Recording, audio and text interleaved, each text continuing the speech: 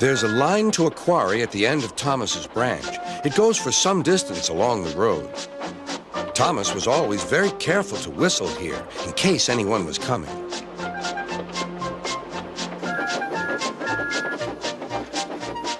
Early one morning, a large policeman was sitting close to the line. Thomas liked policemen. He had been a great friend of the officer who had just retired. Beep, beep, he whistled. Good morning. Thomas expected that the new officer would be friendly too, but he was sorry to see that he didn't look friendly at all. He was red in the face and very cross. Disgraceful, he spluttered. I didn't sleep a wink last night. It was so quiet, and now engines come whistling suddenly behind me. I'm sorry, sir, said Thomas. I only said good morning. The policeman pointed to Thomas. Where's your cowcatcher? He asked. But I don't catch cows, sir. Don't be funny, snapped the policeman. He looked at Thomas's wheels. No side plates either. And he wrote in his notebook.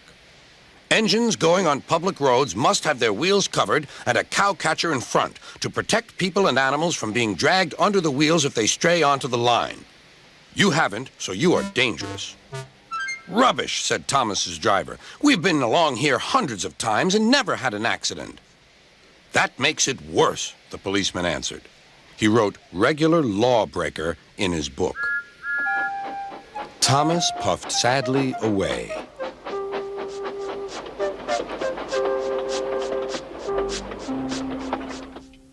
Sir Topham Hatt was having breakfast. He was eating toast and marmalade. The butler came in. Excuse me, sir. You're wanted on the telephone. Bother that telephone, said Sir Topham Hatt. I'm sorry, my dear, he said to his wife. Thomas is in trouble with the police, and I must go at once. At the station, Thomas's driver told Sir Topham Hatt what had happened.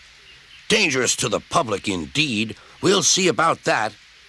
Sir Topham Hatt spoke to the policeman. But however much he argued with him, it was no good. The law is the law, he said, and we can't change it. Sir Topham Hatt felt exhausted. I'm sorry, driver, he said. It's no use arguing with policemen. We will have to make those cowcatcher things for Thomas, I suppose. Everyone will laugh, sir, said Thomas. They'll say I look like a tram. Sir Topham Hatt stared. Then he laughed. Well done, Thomas. Why didn't I think of it before? We need a tram engine. When I was on my holiday, I met a nice little engine called Toby. He takes freight cars from the farms, but the trucks are taking over most of his work and he needs a change. He has cowcatchers and side plates. I'll write to his superintendent at once.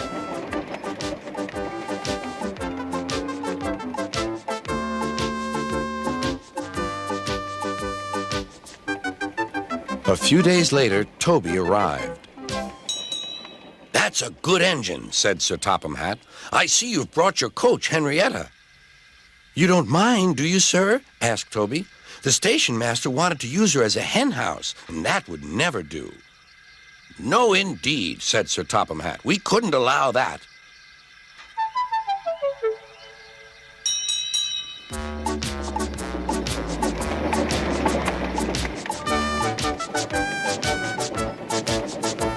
Toby made the silly cars behave even better than Thomas did.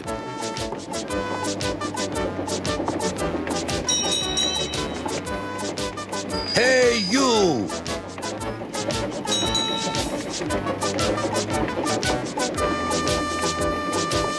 At first, Thomas was jealous, but he was so pleased when Toby rang his bell and frightened the policeman. They've been firm friends ever since.